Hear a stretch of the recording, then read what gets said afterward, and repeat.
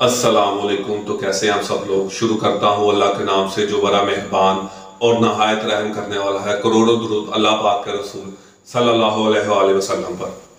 आज का जो मेरा टॉपिक है वो टॉपिक ये है कि खाली जेब के साथ कैसा चला जाए। अगर आपके पास पैसे नहीं है तो अपनी ज़िंदगी में पैसे को कैसे लाएं। सबसे पहले तो अगर आपकी ज़िंदगी में पैसा नहीं है तो आपकी एज पे डिपेंड करता है कि आपकी उम्र कितनी है। अगर आप 15 साल वाला ये सोचे कि मेरे पास पैसे क्यों नहीं है तो उसको टाइम की ज़रूरत है। और अगर 20 साल वाला सोचे तो वो अपनी एजुकेशन पूरी कर ले। और अगर 25 साल वाला सोचे तो उसे सोचने की नहीं उसे गाइडलाइन की ज़रूरत है। असल में हम लोग दूसरों का मजाक उड़ाते हैं, हम लोगों को दूसरों को बताते नहीं है, समझाते नहीं है कि भाई अब ये चीज़ कर रहे हो, ये गलत कर रहे हो। एक बच्चा है वो 13-14 साल में पढ़ाई छोड़ देता है और बाद में वो कहता है कि जी मैंने काम करना है। कभी वो मोटरसाइकिल का काम सीख रहा है, कभी वो मोटरसाइकिल का काम सीख के छोड़ के चाचू चाचू के पास जा रहा है, कभी चाचू के पास से वो दादाबू के पास जा रहा है, दादाबू के पास से वो पापा के पास जा रहा है, पापा से वो फिर पढ़ाई करने जा रहा है। तो हम कहीं ना कहीं बच्चे का भला करने में हम उसका नुकसान कर देते हैं। हमें पता ही नहीं लगता कि हम इसका फ़ायदा किस तरीके से करें। हमें समझ ही नहीं आती, हम उसको डबल माइंड कर देते हैं कि हम उसको पैसा पैसा पैसा का नाम लेके कि जी पैसा पैसा क्यों करती है। हम ये जो लाइन है ना कि बेटा कुछ सीख ले, पैसा कमा ले, तेरी ज़िंदगी बदल जाएगी, इस लोगों ने कई बच्चों की आने वाली ज़िंदगी बर्बाद कर दी है। अब वो कैसे कर दी है कि उसके माइंड में एक माइंडसेट बन जाता है कि मैंने सिर्फ पैसा कमाना है, इसके अलावा और मैंने कुछ नहीं करना। पैसा कैसे कमाना है उसको इसके बारे में पता नहीं होता। वो क्या करता है, कभी वो जो स्नूकर पे जुआ लगा लेगा या बैट लगा लेगा, या उसके अलावा वो घर की कोई चीज़ वो बेच देगा, या कोई रद्दी वगैरह का वो बेच के वो अपनी ज़रूरत पूरी कर लेगा।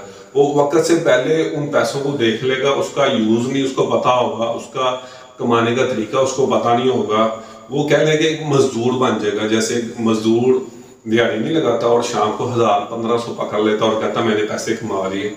हमने इस माइंडसेट से बाहर निकलना है। हमने अपने बच्चों को ये बताना, चाहे वो नहीं पढ़ना चाहते हैं, लेकिन उनको गाइड करना है कि बेटा अगर आप पढ़ लोगे तो आपके आने वाली जिंदगी में आपका क्या फायदा होगा। हाँ, इसके बावजूद भी वो आपकी बात नहीं समझना चाहता तो उसको उसके हाथ पे मत छोड़िएगा, उसको नजरअंदाज मत कीजिएगा। उसको ये ना कहिएगा कि भी वो तू फलां मोटरसाइकिल वाले कोल चला जा या मैं तेन कोल छड़ करना।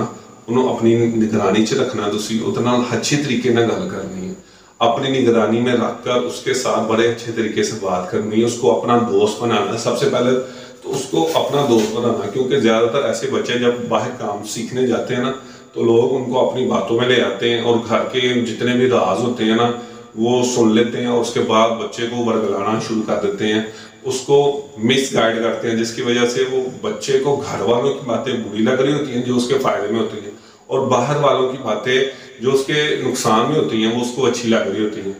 तो सबसे पहले तो उसका नुकसान यहीं पे हो गया, उसने अपने घर वालों को दुश्मन मान लिया।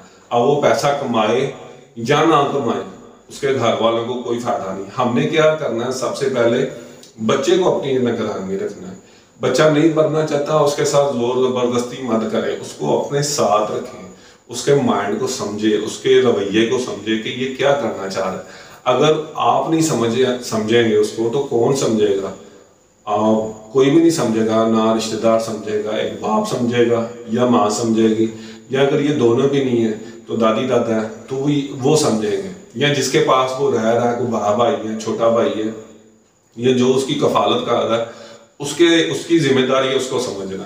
क्योंकि बच्चे को समझने के बाद ही उसकी जो मुस्तकबिल होगा वो उसका बनना शुरू होगा। जब हम बच्चे को समझते नहीं है, हम उसको वो बातें कर जाते हैं जिसकी वजह से उसके दिल पे ना, वो कहते हैं ना कि उसका दिल टूट गया छोटी उम्र में, उसको लग गया रोग, तो हम उसको रोग लगा देते हैं कि जी ये बार बार मुझे पैसे का कह रहे हैं। सबसे पहले पैसा कमाना और कमाना सीखना दोनों अलग चीज़ है। अब इनमें से पहली चीज हम कौन सी करते हैं, हम पहले पैसा कमाने की तरफ चले जाते हैं। बच्चे को पैसा, तू बेटा तूने कमाना है कमाना है कमाना। अगर हम उसको ये कहेंगे तूने पैसा कमाना सीखना है, तूने काम सीखना है, पैसा तेरे पीछे खुद आ जाएगा। तो अगर पढ़ना नहीं चाहता तू ना पढ़, तू कोई एक काम पकड़ ले बेटा। अब हम उसको कहते हैं कि तू कोई एक काम पकड़ ले। सबसे पहले गलती तो हम यहाँ पे करते हैं कि हम उसको कह देते हैं, अब उसको इतनी अकल हो तो स्टडी ना कर ले। वो स्टडी छोड़कर अगर वो काम के पीछे पड़ा है तो वो कम अकल ही है ना। तो इसलिए अगर वो नहीं करना चाहता स्टडी तो डोंट वरी, उसको हम ये तो कह सकते हैं कि ये काम तेरे लिए फायदेमंद है और ये काम तेरे लिए नुकसानदायक है। आने वाला वक्त में ये काम करेगा तो इससे तेरी इज्जत होगी और इससे लोग तुझे बुरा समझेंगे। तू मेरा बेटा ये वाला काम कर, तूने अगर करना ही है तो 1 2 माह 3 माह 4 माह 5 माह या 6 माह ये कर। इसके बाद तुझे कुछ पैसे दे के तेरा एक कारोबार करवा देंगे तो उसको लेके चलता रहे।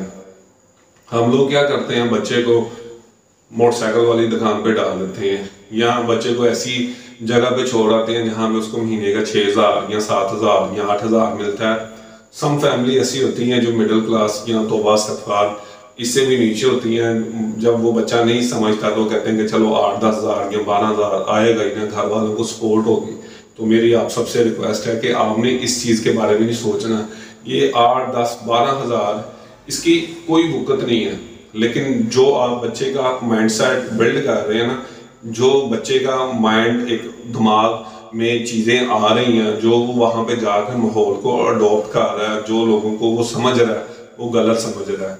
क्योंकि लोगों को वो जिस उम्र में समझ रहा है उसको पता ही नहीं कि ये मेरे फायदे में है ये नुकसान में है। फिर वक्त उसके साथ कुछ बुरा भी हो सकता है, फिर वक्त लोग उसका गलत फायदा भी उठा सकते हैं, लोग उसको मिसगाइड भी कर सकते हैं, लोग उसको गुमराह भी कर सकते हैं, जिसकी वजह से वो सिगरेट पान ये उसकी आम रूटीन बन जाएगी। उसके बाद वो कहेगा जी अब मैं पैसे नहीं कमा रहा हूँ, 10-12 हज़ार से वो 20 हज़ार पे चला जाएगा। तो घर वाले उसकी शादी कर देंगे और 20-25 हज़ार में उसका एक बच्चा हो जाएगा। वो घर के एक्सपेंस पूरे नहीं होंगे, जिसकी वजह से घर में आए दिन कोई ना कोई लड़ाई होती रहेगी। तो हमें इस चीज़ से निकलना बाहर। हम इस चीज़ से कैसे निकल सकते हैं? सबसे पहले तो जो मेरी ये वीडियो सुन रहे हैं उन्हें अपना एनालिसिस करना पड़ेगा, अपना कहते हैं कि मुआवजा आपको खुद करना पड़ेगा कि हम क्या कर रहे हैं अपनी फैमिली के साथ, हम उनको कितना टाइम दे रहे हैं, हम उनको कितना समझ रहे हैं, हमने उनके आने वाले वक्त के लिए क्या प्लान कर रखा है, क्या हम उनको दे सकते हैं। अगर कुछ नहीं दे सकते तो एक मंजिल दे दें, एक रास्ता बना दें जिसमें कल को चल के वो बच्चे या आपकी औलाद कामयाब हो जाए। हम इसके बारे में सोच ही नहीं रहे, जिसकी वजह से हम वहीं फंसे रहते हैं। होता ये है कि एक गरीब पैदा हुआ, उसके आगे औलाद को अमीर बनना चाहिए। वो गरीब पैदा हुआ, उसने एक बाइक ले ली, उसके बाद वो बाइक के 2 बच्चे हो गए, बच्चों की शादी कर दी, बाइक जो बेच के उसके जो पैसे आए उसकी इंस्टॉलमेंट में 2 बाइकें लेके उनको दे दी, वो बाद में उनकी इंस्टॉलमेंट उतारते रहे।